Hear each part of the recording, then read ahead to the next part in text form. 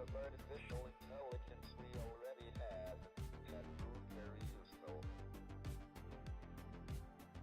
Humans, who are limited by slow biological evolution, couldn't compete.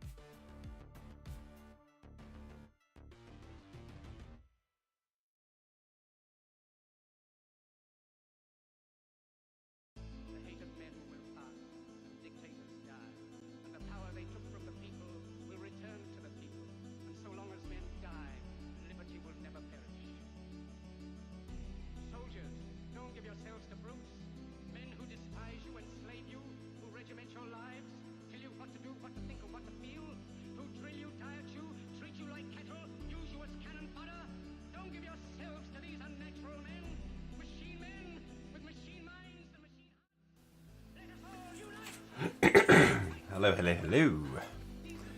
We're going to be doing some more painting and I'll try and finish off this design, and then we can actually have a go at doing the proper one afterwards. This one's got the screwed up face, so I'll just pull these miniatures out of the way because they're pulling focus right now. Because they're so colourful and they're so beautiful. I can understand why they want to pull focus. They're just painted so well. Hello there, rascals. How's it going? So yeah, we're gonna have a go at doing a bit more of this this lovely Viking lady. Let's see if we can't make her look cool. So the cape needs some work. So we haven't really done any more. We haven't done anything to the cape. So let's start with that one and see how that one goes. How are you doing there, rascals? You good?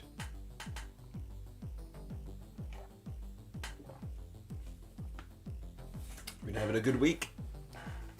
A good start to your week?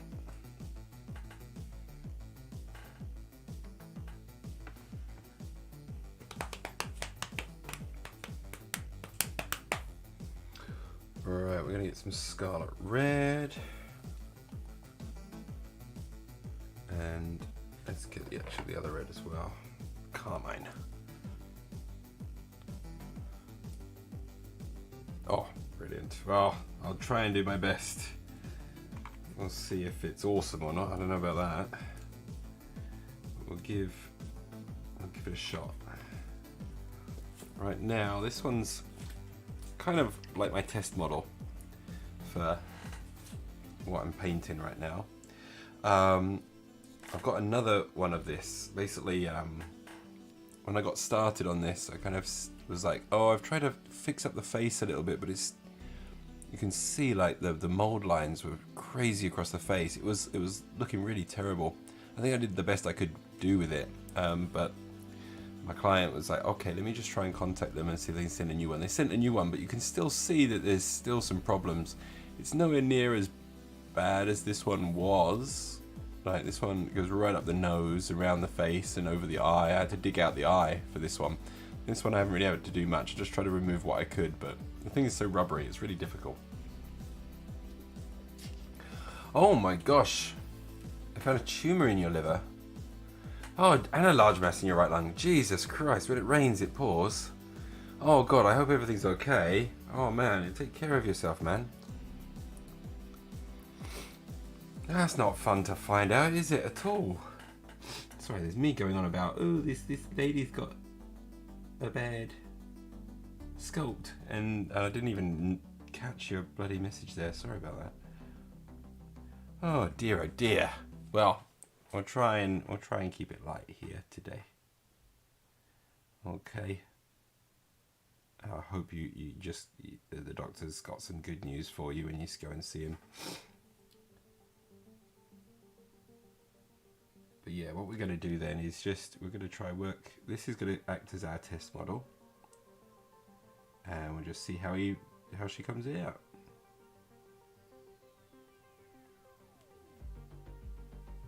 Hopefully, she'll come out all right, and then my client gets two models painted up, and that should be nice.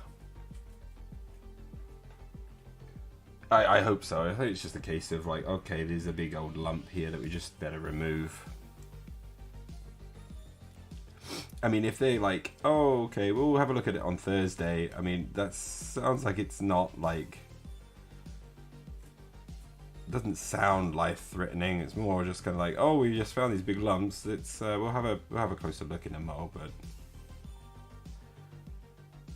like, if it was such a problem, I think you'd already be in the hospital, right, or something. But I don't know. NHS these days, right? Yeah. Poor system's been gutted so badly.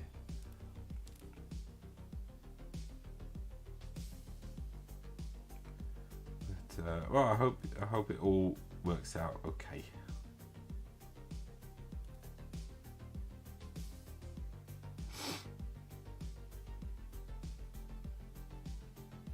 All right, there we go.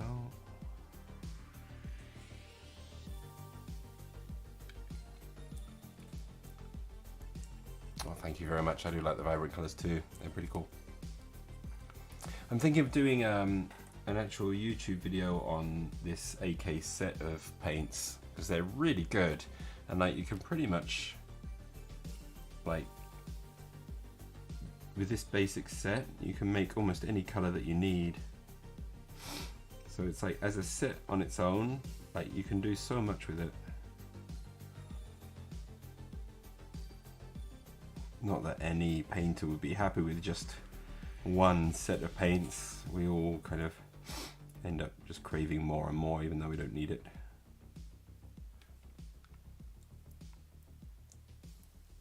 Yeah, no, this is a great set. I'll show you the box. Actually, already like one of the other viewers was like, "Oh, what do you recommend?" I was like, "This paint set's really good. I wish I got commission on it because it's like every time I'm like, this is really good." Here we go. This is the set. The AK. Sorry, it's not going to be in view very well. I can't zoom out. But it's the basic starter set from AK. Yeah, no, the paint's really nice, and I found and the good thing is both the white and the black are really good. So no complaints there. They're really top-notch paints. So yeah, I'm gonna basically I got a dwarf model that I haven't ever painted, and I was like, you know what, I'm gonna paint him just using just these 14 paints, and I'm gonna do NMM and show how you can just paint a model with all kinds of vibrancy and lots of different color and saturation and things with just this one paint set. And that's kind of the aim of what I would want to do as a video, is that you don't need hundreds of paints of different shades and things. You can pretty much just get away with a one good paint set, and this is the paint set that I would recommend. If you were like, okay, I'm on a budget and if I just wanted to get one paint set, what would it be? This would be the one I recommend. I really like the consistency of the paints. They're very, very high saturated paints, so everything's really bright and strong colors, and then you can just desaturate it with the black and the white where needed, and it covers the whole, basically covers the color wheel, so that you can kind of produce anything that you want as well from them by mixing. So you can learn a lot just by using these paints. They're really good. They were picked out by Jose Da Vinci, who is a fantastic painter. I strongly recommend checking out his videos. They're all in Spanish, but he does English subtitles, which are really good.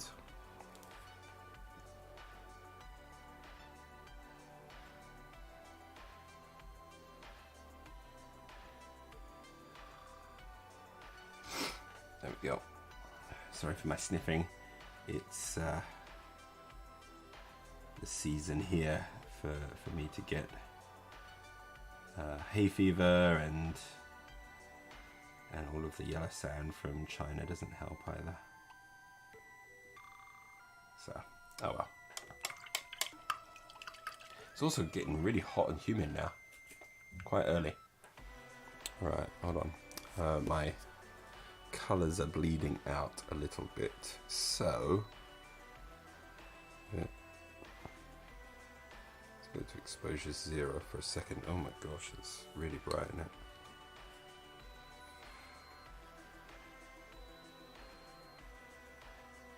There we go. Hold on just a second. Where's my settings for this? It's kind of... We'll see what happens when I'm on there. Oh, also... Sorry, you just have to bear with me for a second. Why don't I just do that? It's pretty bright still, isn't it? Oh well, let's just knock that down, see what happens. Hopefully that's okay. Yeah. Alright, so what we're going to do now is we're going to throw on some of this scarlet. This scarlet's kind of almost an orangey red. It's quite a nice one, but it's kind of like a pale orange red. It's lovely. It's an absolutely lovely colour. And yeah, I'm not really mixing very well at the moment. I'm not blending things. I should be a bit more careful. It's going to be very streaky at the moment, so it's not a great... It's not going to look great. I'm going to have to go back and fix that first pass there. So now I'm actually going to pull down like that. I'm going to kind of hit the areas where I think the light's going to hit the fabric the most.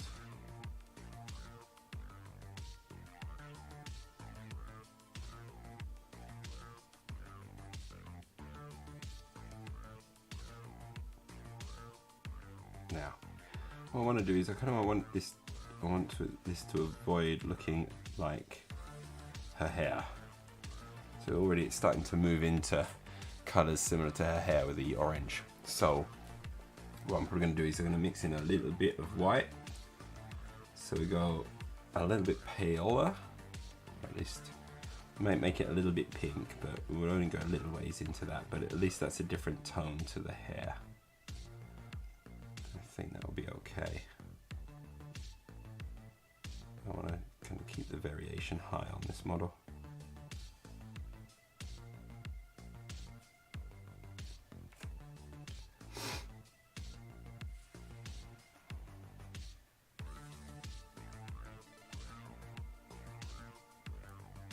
Yeah, I don't have to worry too much about this model because this is like the test model.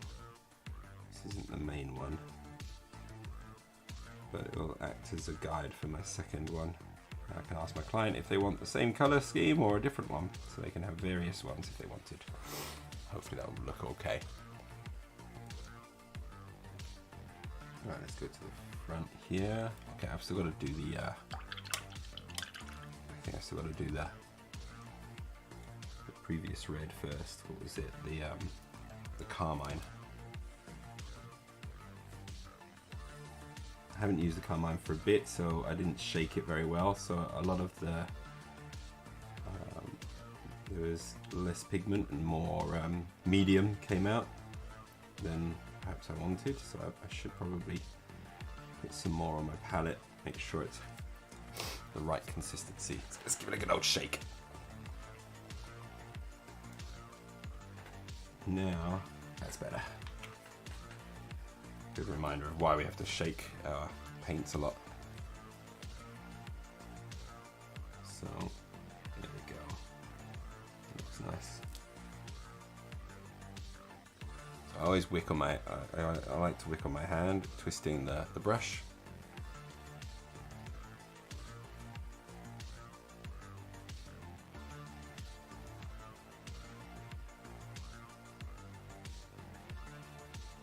Be a little bit generous here, on that upper surface certainly.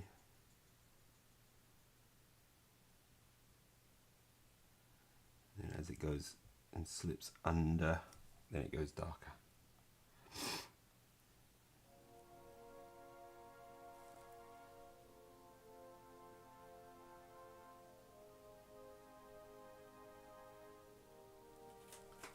Hello there, VX. How's it going, man? I am good, thank you very much. Thank you for posting your next project there. I know you're doing a cape with lots of little details in, aren't you? You're looking for some advice. Sorry I couldn't get to replying yet. But it kind of depends what you want to do with that cloak. If you want to, what you could do is you could paint it the base color that you want. Throw over a wash to go into all of the recesses of the pattern, and then reapply the base coat over the top of the other one, or highlights over the top of the main surface. So it kind of has that two-tone effect. But if you want to do it different colors and things, then that's a little bit more challenging.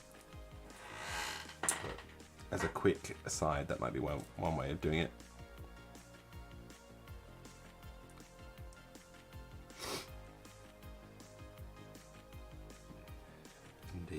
Indeed. But yeah, they're good challenges. It depends, it just depends what you want to do with the pattern. Because it's in recesses, so you could just throw a shade over it and it will kind of fall into the recesses, make it darker. And you go lighter on the surface, that'd be one way of doing it. Yeah, the red hair was fun to do. I did that a little while ago. She's coming along. She's kind of got, it's a horrible sculpt, I'm afraid, because look at that. I mean, the face is all fudged up, like down this side there. It's, the quality of the model is not the best, I'm afraid. And it's made of something that's very similar to Sirecast. If it's not Sirecast, I'll be surprised, but I think it is Sirecast, and it's a kind of a very rubbery Sirecast, so it's, very hard to fix things if it comes out wonky, which this one did. The CB Silecast, still people will complain a bit about them and things, but they're a lot easier to work with than this, because I think they've got a kind of like a nicer version of the Silecast, and often their molds are a bit better, generally speaking. Certainly the ones that I've had. I've only had a few. But I haven't had anywhere near as many problems as I've had with this girl.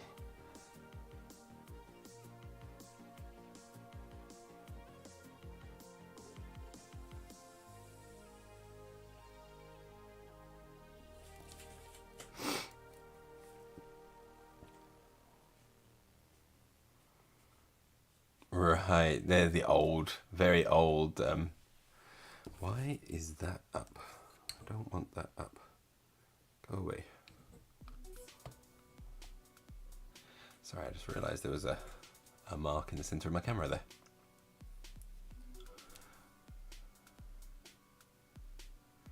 But yeah, they're very old. They're probably the very, very old sculpts as well. So yeah, they tend to have some more mould lines and things.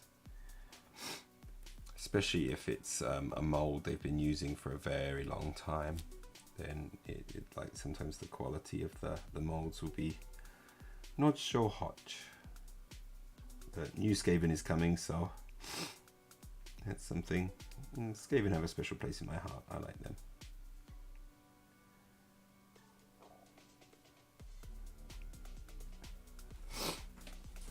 I may decide to jump in on a bit of. My friend went and did the Kickstarter for the Epic Warfare from Mantic Games, and one of the unlocked races is basically like a space Skaven, and so I'm like, you know what, maybe I'll just pick up, you know, they're pretty cheap armies, so I was like, maybe I'll just get the battle box when the pledge manager opens from him. Yeah, the old clan rats. Yeah, it's basically epic. It's an epic scale game,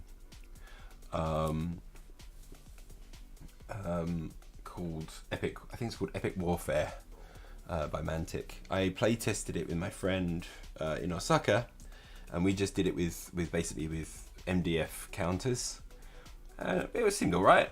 You know, it's a nice light game, fairly easy to pick up and play. And so we're like, yeah, maybe we'll try it. Maybe. He's already getting it, I think, but I may ask him just to throw in an extra battle box. They're fairly cheap to get the Space Skaven, but I need to see what they're actually going to look like as well, because at the moment they're still designing some of it, because I think they were a bit more successful than they were expecting to be. So they're like, okay, yeah, we haven't actually designed this bit yet, so bear with us for that one.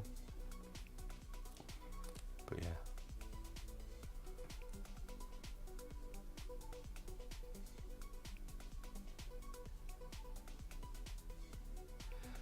Also, like Epic scale's kind of a lot lighter and easier to paint. Don't have to spend quite so long on the units and things, except for the big ones.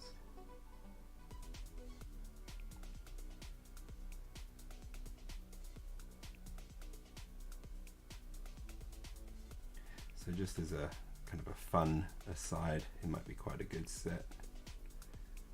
But I've already got lots of things that I'm working on right now, so I'm kind of also like going, do I really want to get that? How often am I actually going to play? Probably not that often. Still got to play more of the other side.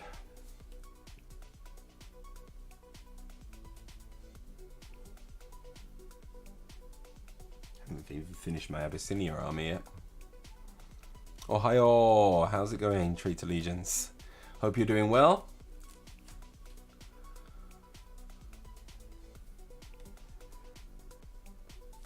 Genki desu ka?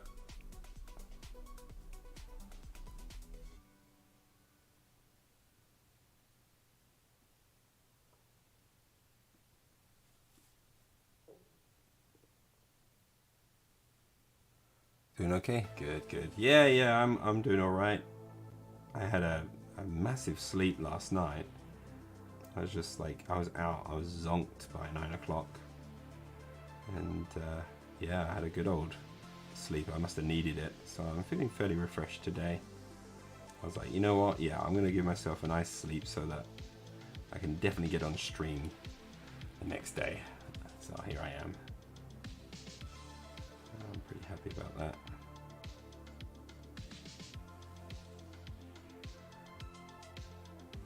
There we go. Okay, so I think we're building up some depth into the cape there. It's a bit more obvious in front of my eyes than it is perhaps on stream, but there is some depth, I promise.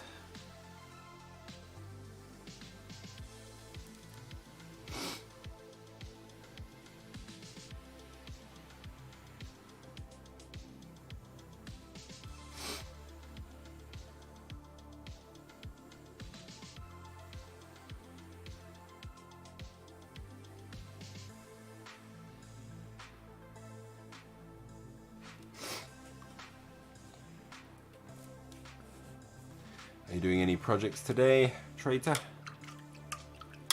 Got anything fun on the go? Just have a little drinky poo. Have a little bit more drinky poo. Mostly working. Yeah. Oh, nice. Shazvasti are always fun. I've got to paint actually some Shazvasti because I played a game of Infinity over Tabletop Simulator using a map I made in Blender, which was actually using my actual terrain sets that I've got physically here, which I made into Blender and then made into a map for Tabletop Simulator and played it, and it worked really well. I played JSA versus Shazvasti, and my opponent outplayed me by far, but I still managed to draw 5-all. So it was a good game. I've recorded it as well, and I'm going to try and make an animation of it, which is going to be an interesting project. We'll see how that goes. It'll take me some time, I think. But we'll see. We'll see. Should be fun.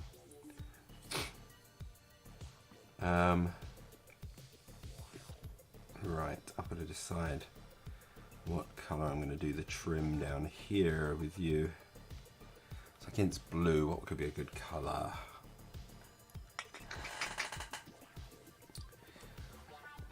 Could do a yellow. Could do a yellow.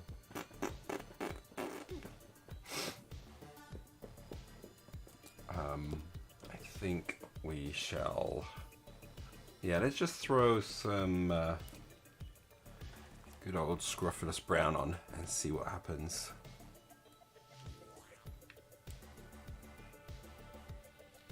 Go.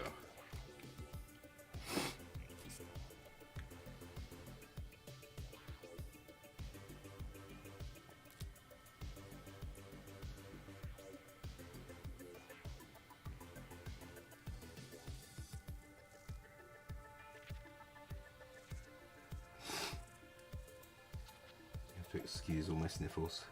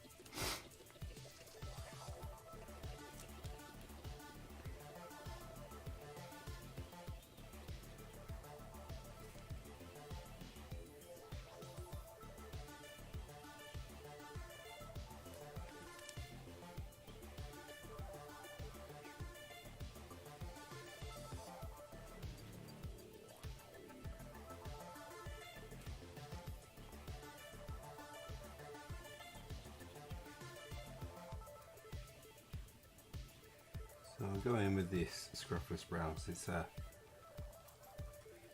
little bit darker and more intense than just a regular yellow. It's kind of moving into a kind of a brown a bit. Kind of reminds me of God, what was the was it Avalon Sunset, the Citadel paint?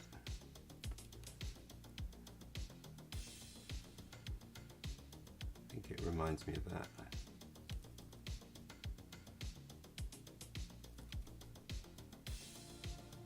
And that was originally what I used for doing a lot of my early NMM gold.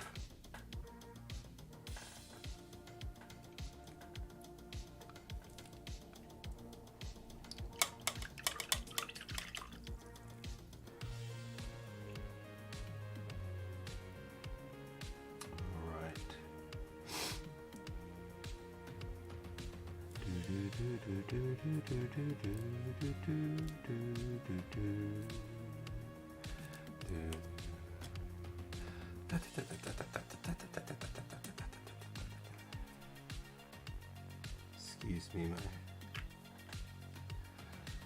my ramblings.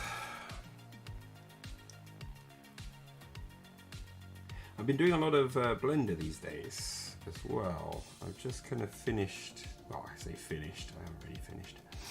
I've just been doing a course that I just finished, the Maker Dungeon, a modular dungeon thing. I made a quick animation of it.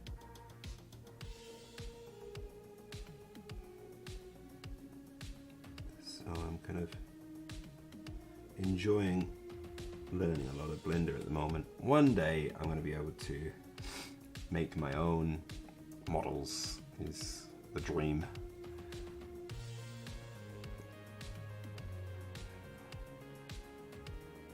But I'm also kind of, after doing the modular dungeon and enjoying it so much, I'm kind of now interested in also like designing my own infinity terrain that I could then upload to Tabletop Simulator and use in there as well, and possibly if it works out as well, maybe make STLs out of them and create printable terrain, which would be kind of fun, I think.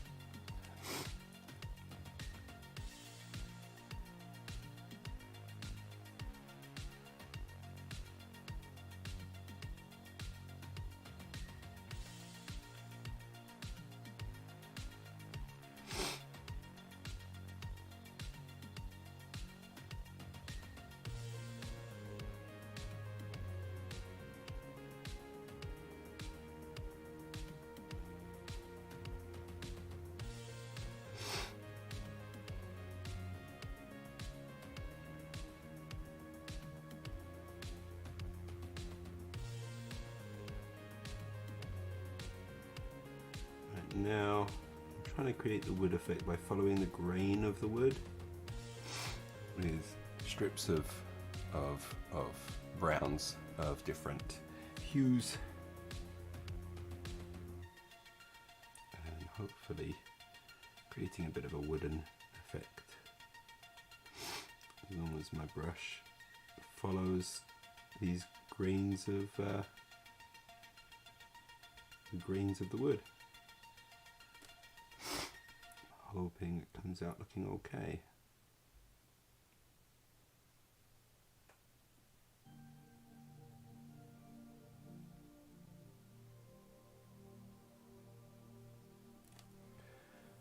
I'm going to get a touch of white in there as well.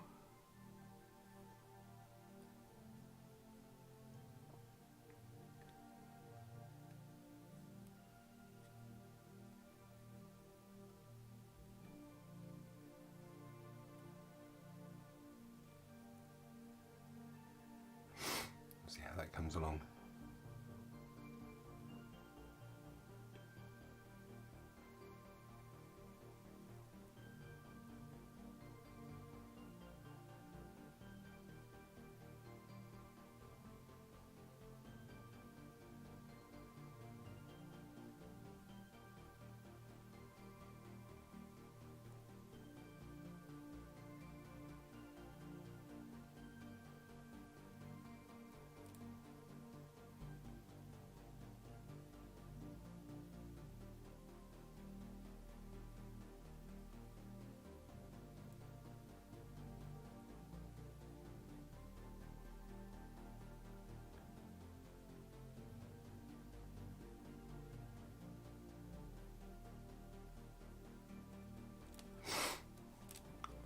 How are we doing there? I think that's looking kind of nice. Looks a bit like we've got the wood going there. We go just a touch lighter. Let's see if I ruin it now.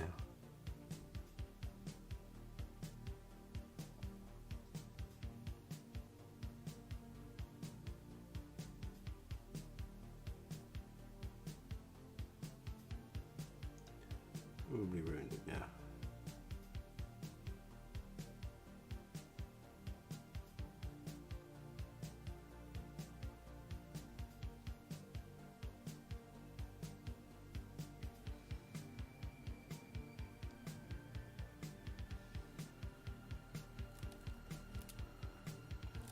There we go.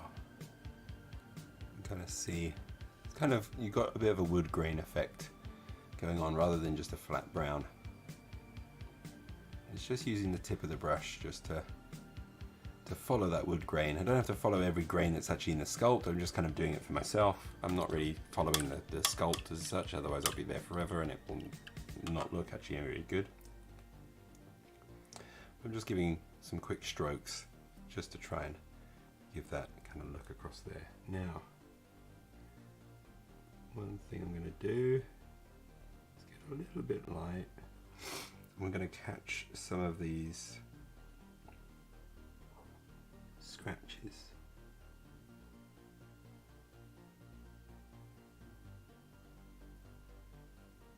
That hit the shield. Just kind of where the light's going to fall on them a little bit.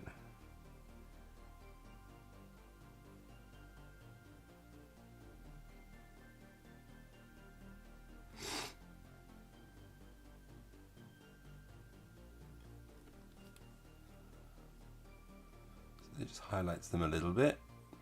Next we'll do the grooves. Again, going light. We're just going to follow the bottom of the groove.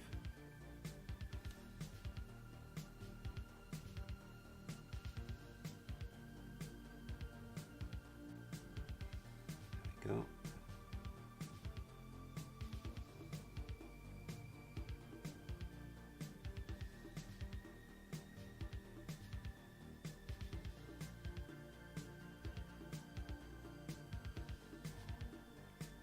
Sometimes I stipple. I think I've got some examples of a stippled model behind me. I'll go and grab one.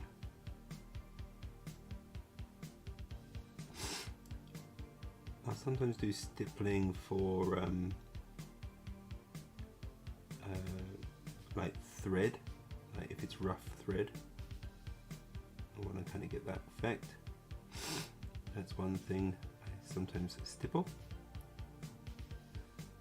Not a technique I use enough. I would like to try and do more of it to try and practice, but yeah. But there we go. I think that looks pretty alright. Yeah, stippling and then glazing is a really good way of going about things. Yeah, he does it really well as well. It's yeah, Jose Da Vinci's super. Love his stuff. I did a bit of stippling on this guy here. I think this guy is a good example of me stippling. And this guy was a lot of stippling work. So you can see like where I kind of did dots. I mean, it's a very obvious stipple because you can see all the spots and things like that. But yeah, like in the cloak here, it was a lot of stippling, and then I think I glazed it quickly. And you can see it on the purple as well there. Kind of not really the effect I was actually going for, but I kind of liked it, so I kind of just stuck with it. It was kind of fun. But he was a cool little model. Thank you. Yeah, I don't always get it right first time. It doesn't feel like it to me anyway.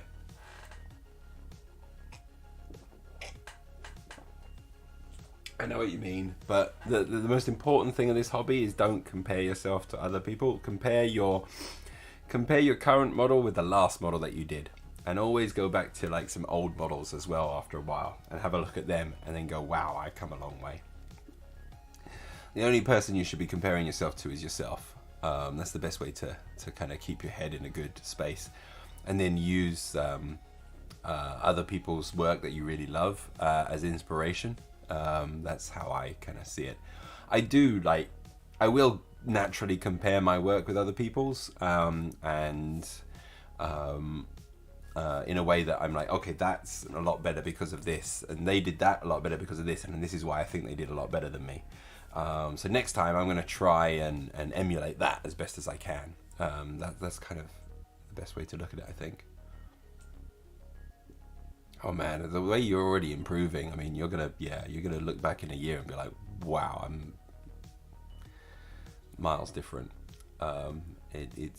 You're in the good phase as well of like you're being aware of what you're doing, and you're trying to improve, and you've got a keen sense to want to improve as well, and learn the techniques. So that coupled with the practice is going to really help you kind of improve from model to model to model. Watch out, you're gonna have lulls in improvement as well. You're gonna have moments where you think, oh, okay, I'm actually getting worse, and that's quite a natural process in our learning development, where we we slip back before the next big break comes through and pushes us really far forward in our abilities. So these things happen. The most important thing is just to slog through it all and just keep going and enjoy the journey as best you can. Is what I'm gonna probably say there.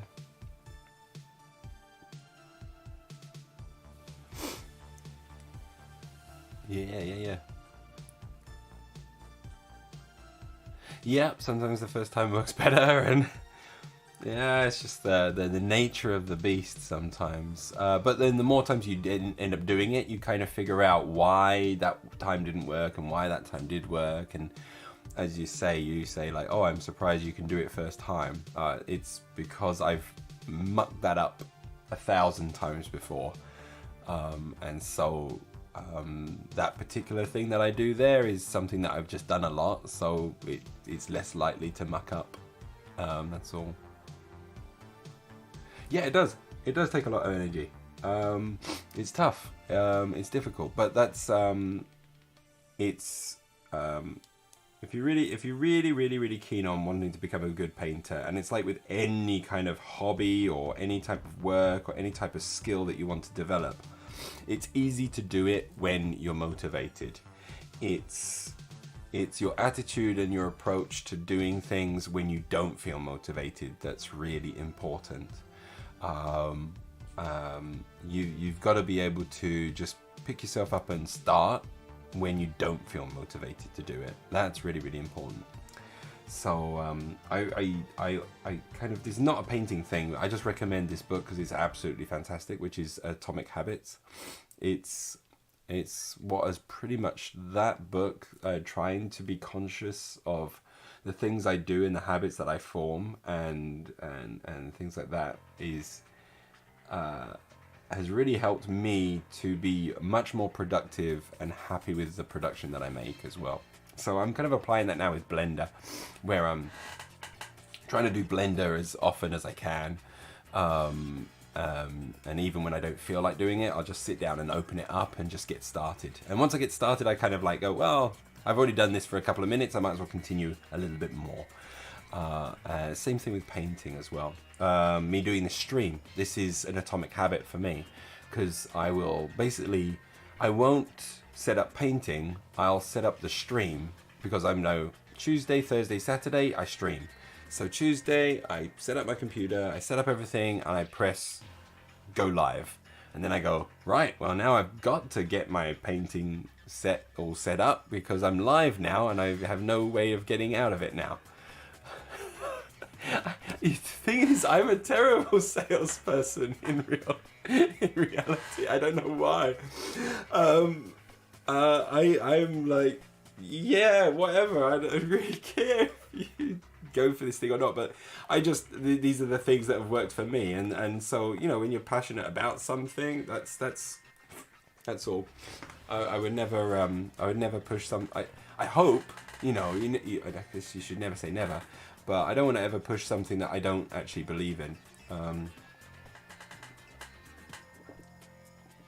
But to be honest, like, I got Atomic Habits on Audible.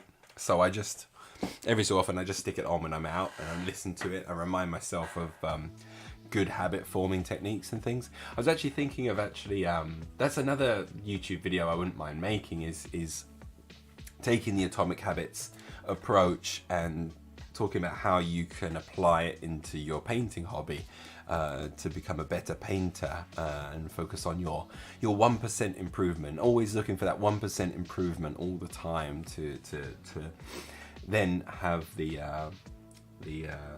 what's it? Kind of success through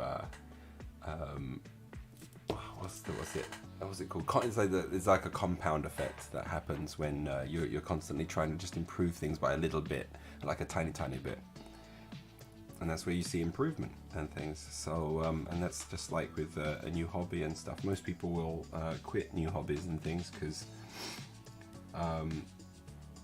after the initial honeymoon with it, they'll kind of hit into a malaise with it, or like lack of interest or lack of motivation. And that's the thing that you gotta work through. And then once you get through that bit, then you're golden. You know, you're like, okay, if I can do this when I don't feel like doing this, then I know I'm gonna, you know, when I'm enjoying this is gonna be great. And even when I'm not enjoying it, I know I'm gonna be doing it and improving, even if I don't feel like I am. And yeah, that's it. It's like there's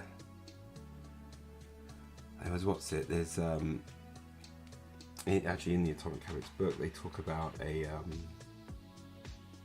what was it? A famous, I think it was a famous opera singer or something, and he said, if I miss a day, if I miss one day or a concert or something like that, then I notice.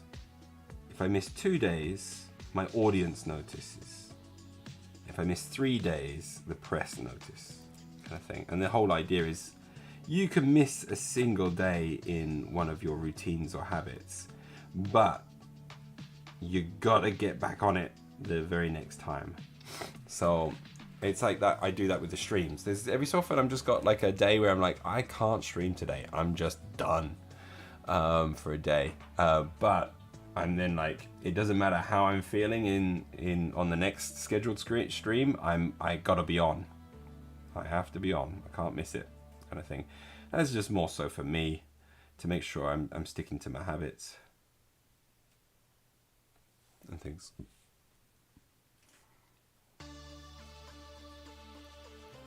Yeah. You kind of get now a bit of a knowledge behind the techniques and things. That's always nice. There's always new things to learn and how to approach techniques and things, but yeah, it is kind of nice just to be like, okay, I'm getting through the jargon now. Got it. I still don't know really what slap chop is because I've never really taken an interest in it. I'm just like, yeah, okay, that's not for me. I just know it. I'm not interested in quick fix type stuff. It's like a fad diet to me. I'm not interested. If you want to lose weight, then you put in the hours. You put in the work, the effort, because then when you lose the weight, you feel good about it because you actually made the big effort on it. That's kind of how I see that. And it's the similar thing with the painting here. Yeah, that's the thing. Yeah. You wanna. I think that's the good way to go about it. It might be something that you like. It's interesting, actually. A lot of people say like the contrast paints and things like that are actually really not for beginners, but for skilled painters, it actually gives you another tool to do some really cool effects, which are perhaps not the original intention of them, which is kind of interesting as well. So it's they may still be of use. I did buy some contrast paints, the Vallejo ones, because I was just like, I'm curious to see what they're like, and I've bought them, used them a couple of times, and then I've pretty much shelved them. They're actually quite good through an airbrush though, but they work pretty much like inks, so it's kind of the same thing.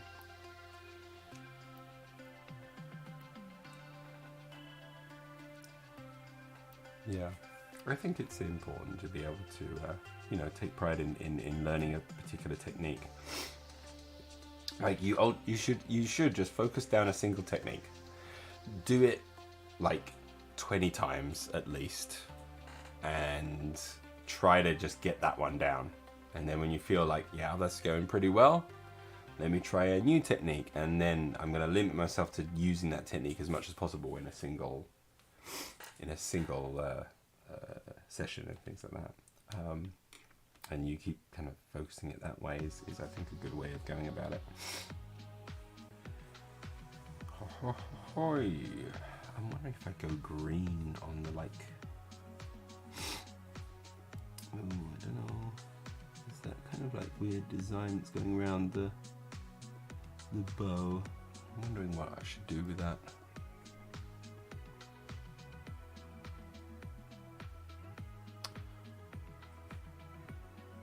Alright, you probably just need to shake it as much as possible.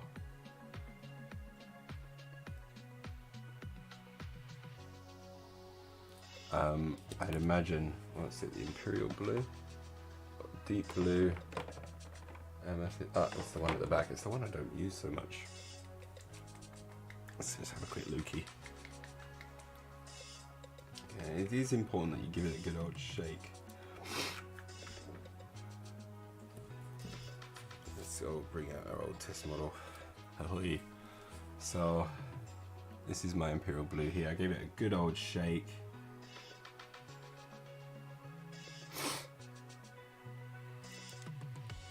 Okay. Yeah, it probably meant then it just came out with a lot of the medium, and you just need to give it a really good shake.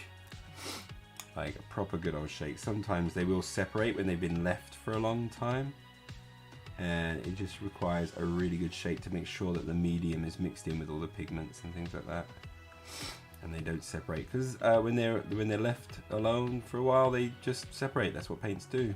It's just like, you know, there's elements to it that are thinner, and other elements have more density than the other areas of other kind of the mixture of it has different densities, so of course they all just separate, a bit like oil and water. It just takes more time than oil and water. But yeah, mine is okay. I find it's a little bit, no, it's kind of got a little weird gloss to it, but it seems to be going on okay. Just give it a really, really, really good shake. Mine's been sitting for a while, and I know if I didn't shake it just then, it would have come out a bit funny, a bit like the red did earlier for me. But yeah. I could probably yeah, when it completed, it would be like, I'm so confused. Like, what am I? That's pretty much what that one would be. Actually, my very first YouTube video was basically painting one of these models. Yeah, it's gonna be all over the shop kind of thing. Like, oh, I've been stippled over here, I've been blended over here, I've been glazed over here. I've gone with high contrast here. I've gone with like all sorts of color theory elements over here. Ah, what am I? But yeah, when I run out of space on him, he'll be complete. Make a new chapter out of him. God, can you imagine then trying to paint an army in the exact same style, where it's like, okay, this leg has to be this way, this leg has to be that way, and everything else. You'll be like, oh God, I've got another 50 of these guys to paint. Oh no. That would be horrifying. Right. Again, sorry for my snorts and sniffs. I mean, I got so many of them today. It's nuts.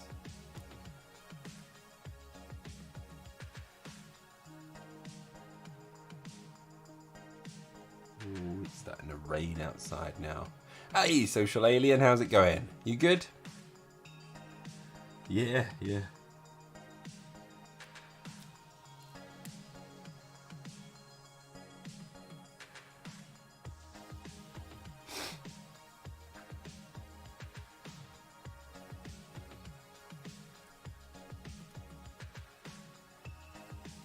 I remember when I was actually a kid, and I first got into Warhammer, like one of the second edition tactical squads I had. I decided I must have had ADD or something, because I was like, I can't paint this all just the same. I can't choose one chapter. So I kind of made, like, for each Marine, I painted them in a completely different color scheme. And I called them the multi-Marines, where they were like a Space Marine army made up of many, many different chapters. I guess a bit like, what were they? The Death Company. Not Death Company. Is it Death Company? The ones which are work for Inquisitors to fight Xenos. Burn the alien.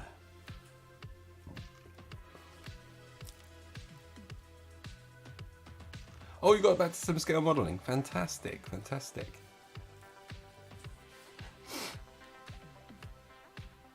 Are you working on the, what was it? There was a tank, wasn't it? The last I heard from you. You were working on going to be working on a tank.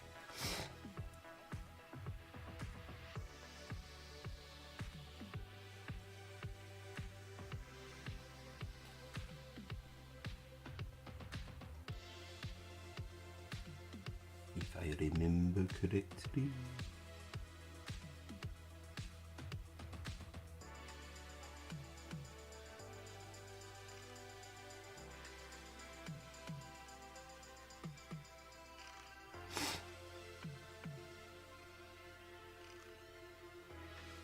go and blow my nose in a moment. I got this runny nose and it's just not nice.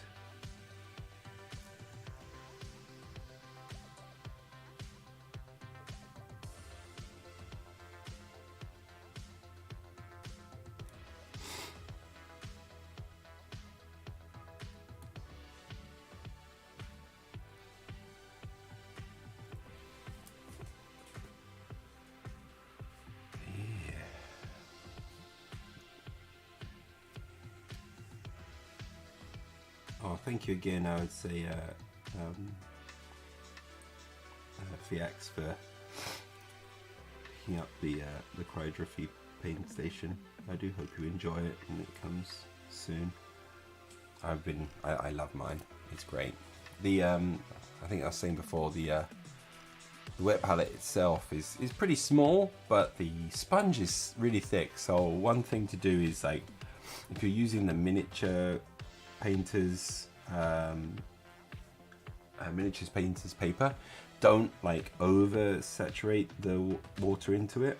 Like, if you have too much water in there, it just kind of makes everything run too thin.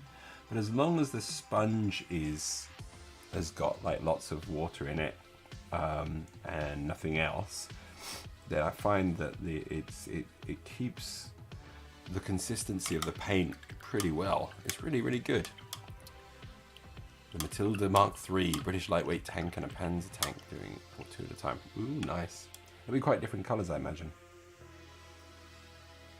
as well, being a Panzer and a British tank.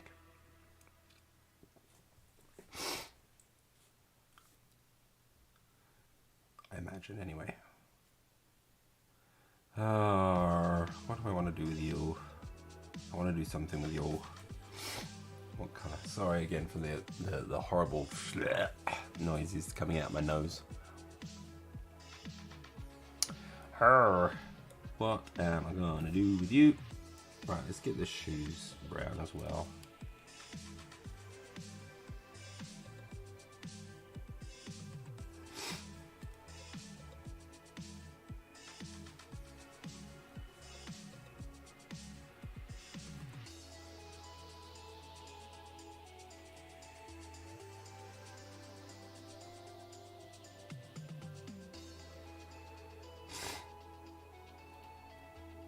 Yeah, I'm gonna have to go and blow my nose because it's driving me nuts right now.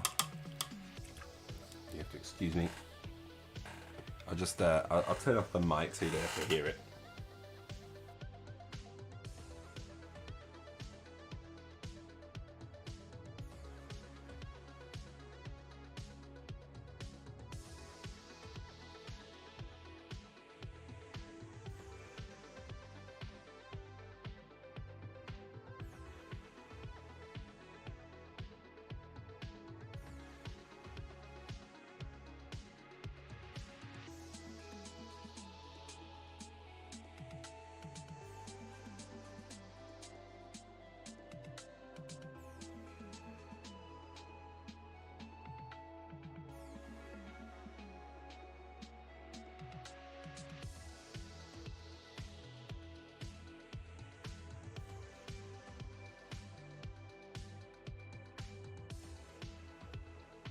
Okay, much better now. And you didn't have to hear me blow my nose. So, a lot better, but still a bit yucky.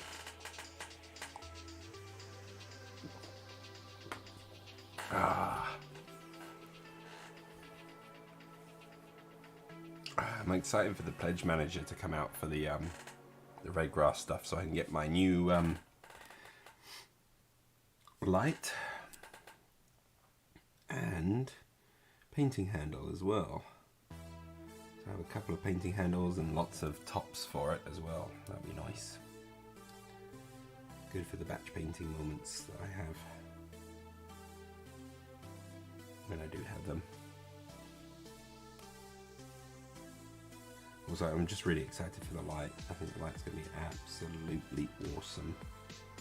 I imagine it's going to be one of those things where it's like, how did I go? How did I paint without you?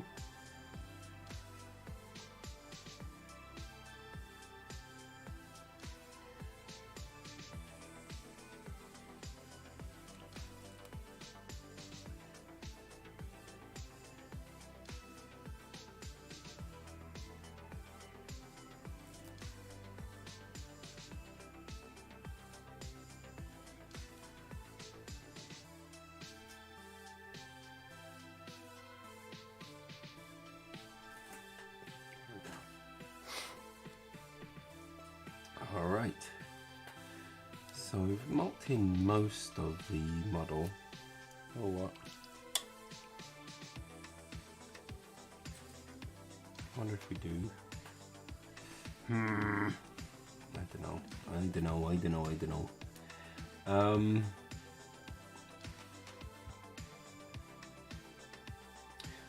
Let's just try taking a bit of this scarlet, but let's mix it with a touch of white, so it's lighter. But I want to desaturate it, so I'm going to use black as well.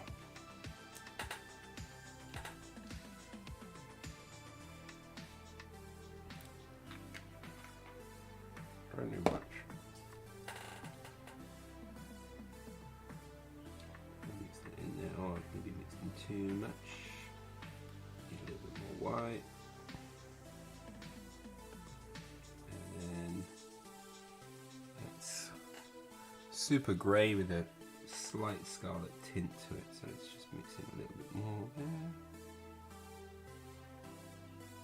I don't know if you can see that actually. No, you can't see that one. So let's go a little bit lighter.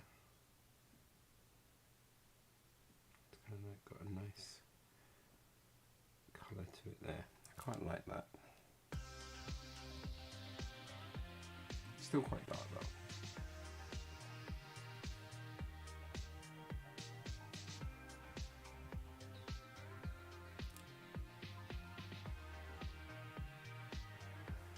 And I'm wondering about catching these lines.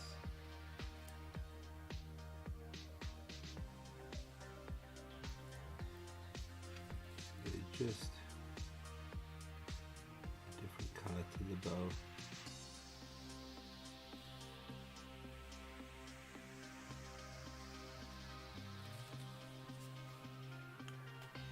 Just keep adding on a little bit here and there.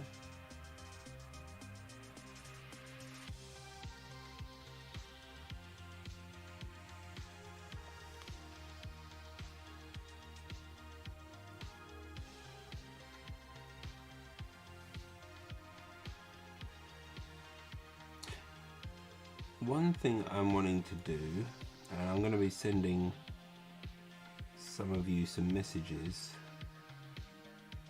is for my YouTube channel I want to do like a monthly, I'm thinking of calling a monthly miniature roundup, where I kind of cover the new releases coming up for Corvus Belli, so that's kind of where my main part of my channel works with, is kind of Corvus Belli stuff, along with any other kind of miniatures that I'm excited for coming out, but as part of it as well, I also would like to kind of showcase work by everyone in Discord, and kind of share what the community has been doing. So before I do that though, I'm going to ask you all for permission to use your work if I'm okay with it, if you're okay with it, and then I'm going to kind of change up the Discord channel a little bit to have a kind of two separate completed work sections, one which is like okay to be shared over YouTube, and one which you would like to not share in YouTube, so I can kind of like at the end of each month choose some work to share with people over the YouTube as well, and maybe also see if anyone else wants to join the Discord so we can kind of keep things moving. If that gets popular, if that gets any traction and stuff, I would really love to do some competitions, either for painted minis or just kind of just for minis in general, so that people can get them. I don't know, that's what I'm thinking about doing anyway.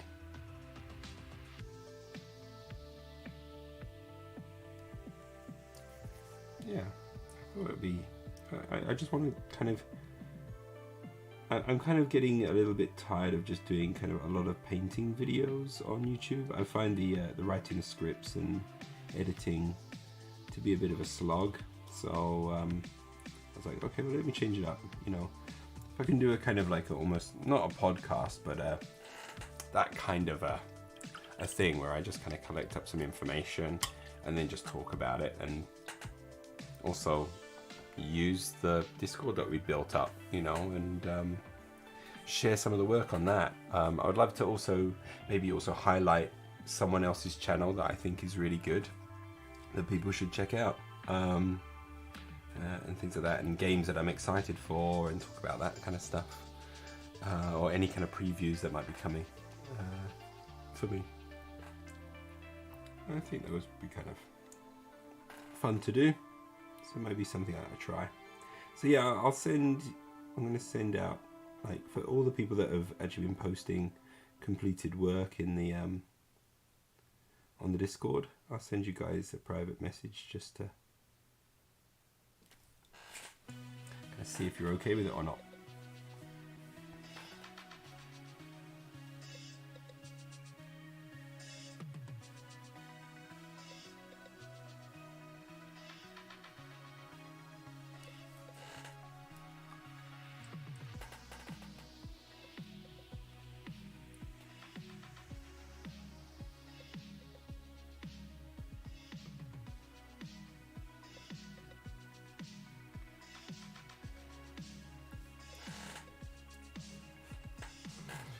Okay, so just kind of added a little bit of a different color onto those straps that are going around the bow, just to try and differentiate them from the bow itself.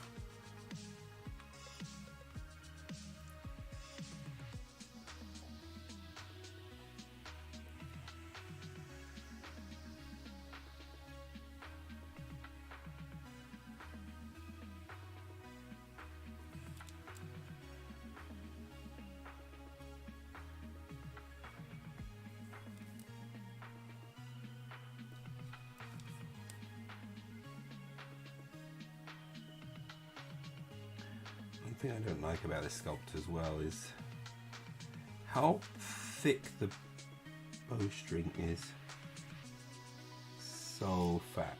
So hopefully just highlighting a length of it there makes it look a bit thinner than it actually is. I don't know if it does really, but that's what I'm going to try and go for.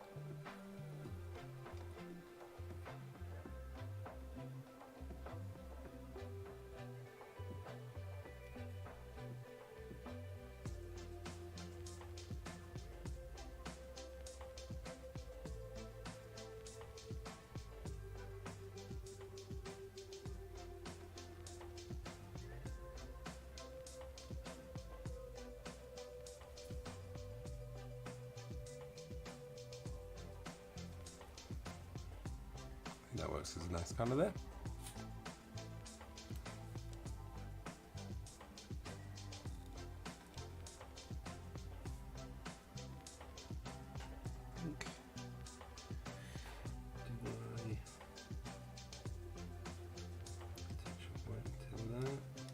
Oh, that works quite nicely, I think. Insert that.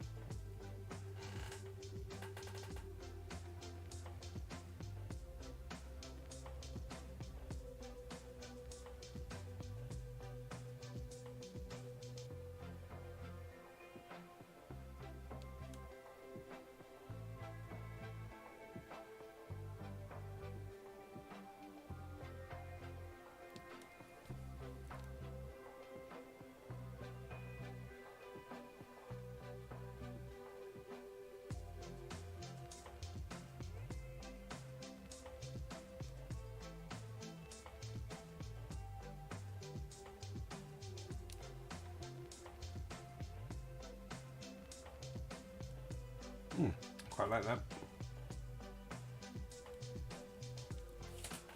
It's quite a warm colour for all those the leather there. It's nice. And we'll get a touch more white in there. Got a little bit lighter.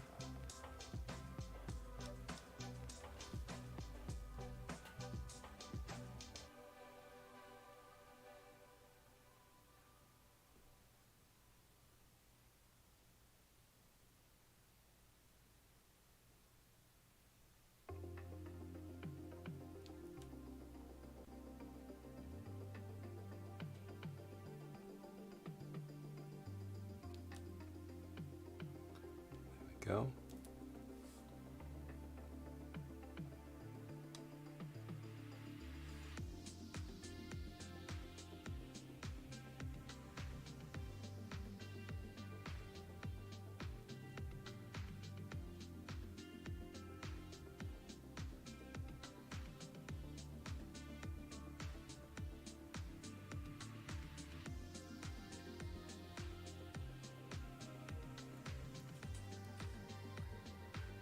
It's getting warmer and warmer.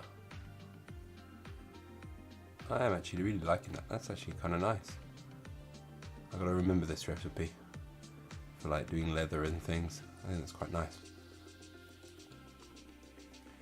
I'm going to keep pushing this up with a little bit more white each time and see how far I can push this before I go, I broke it.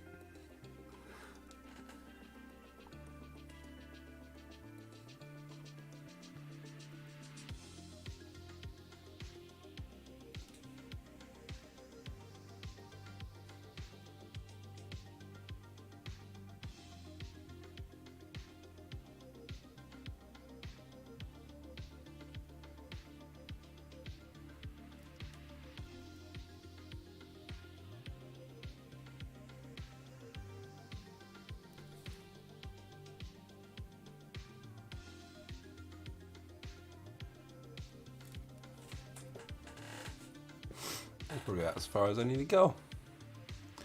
That's pretty good, I think. I like that. It's actually probably my favourite part of the model now.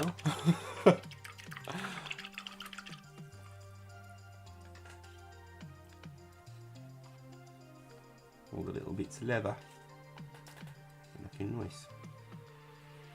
Yeah, I think the colours blended quite nicely, so it looks pretty. It just looks very pleasant, you know. You like look at it and go, yeah, it's nice. At least I do anyway.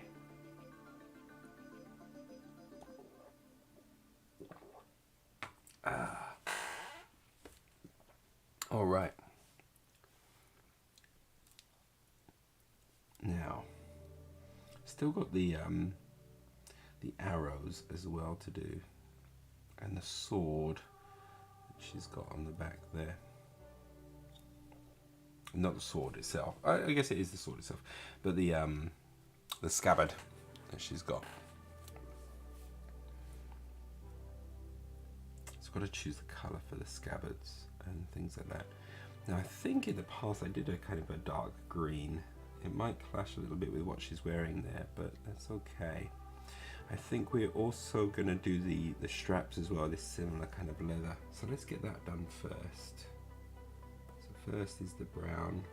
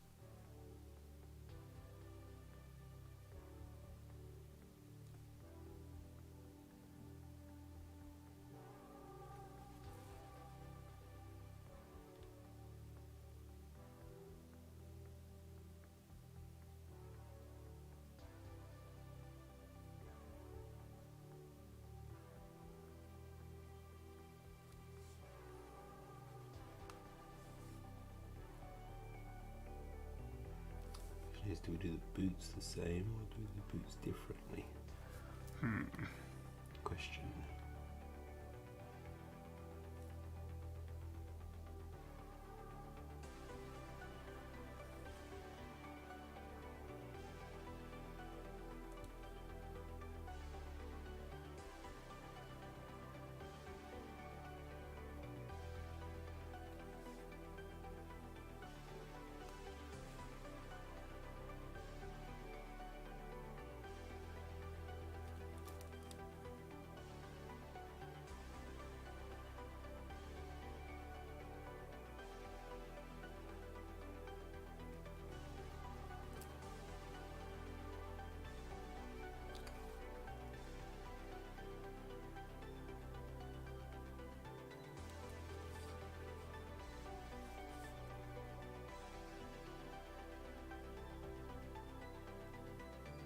Go.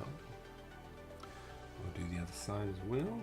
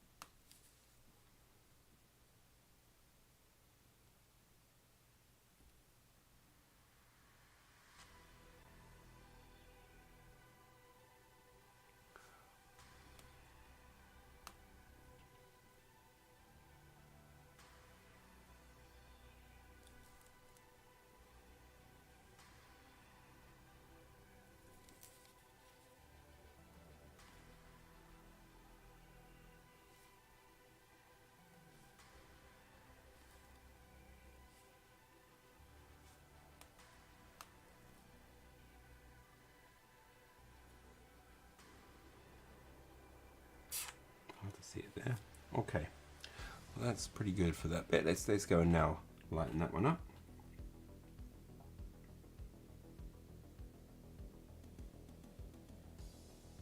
First we do that mix. Scrofulous brown plus leather brown.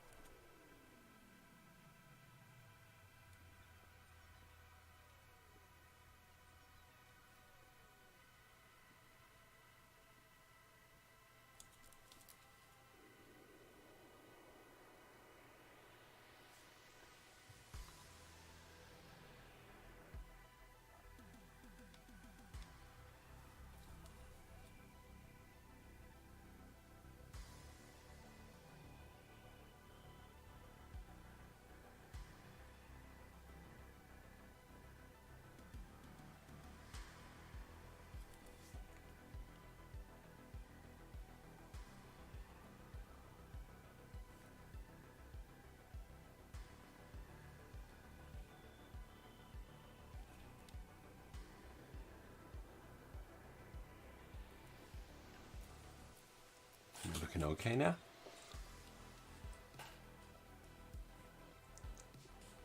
It's such a shame about this sculpt.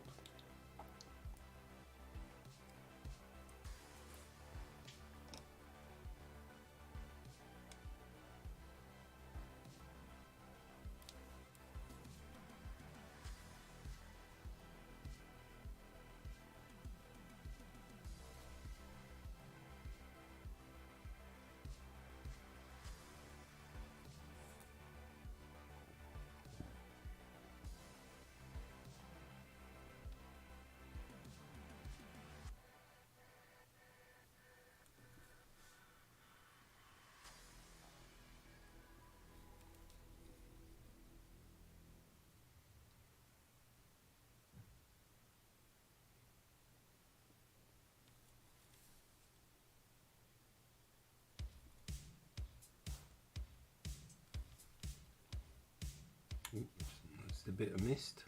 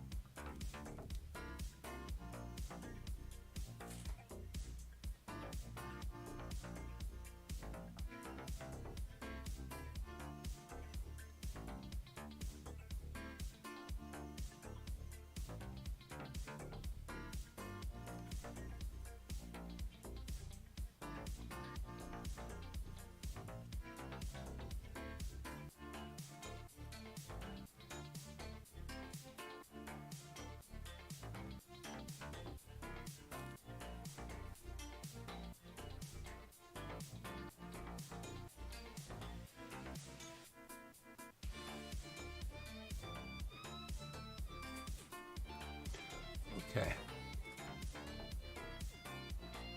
think it's looking nicer with those straps kind of now kind of pushed forward a little bit. It's looking okay. Alright, well, I'm afraid I am getting on for midnight right now. So I am going to have to call this a night.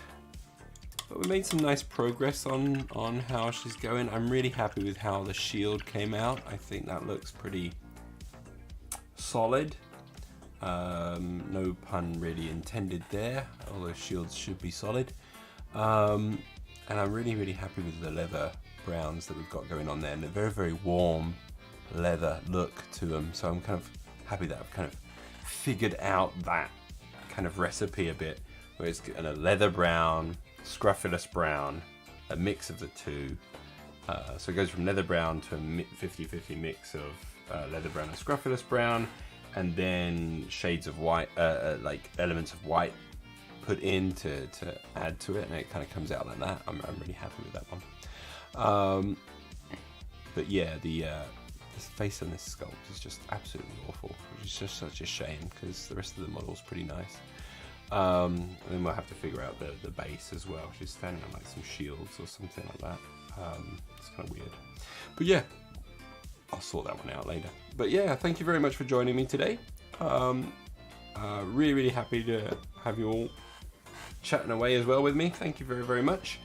But yeah, I've got to call it a night because I've got work in the morning and it is midnight here, and I may still want to just chill out for a little bit. So thank you very, very much. I'll be back on Thursday. I'll see you then. Yeah, you're more than welcome, Fiax. Take care, my man. Take care, everybody. See you later. Bye-bye.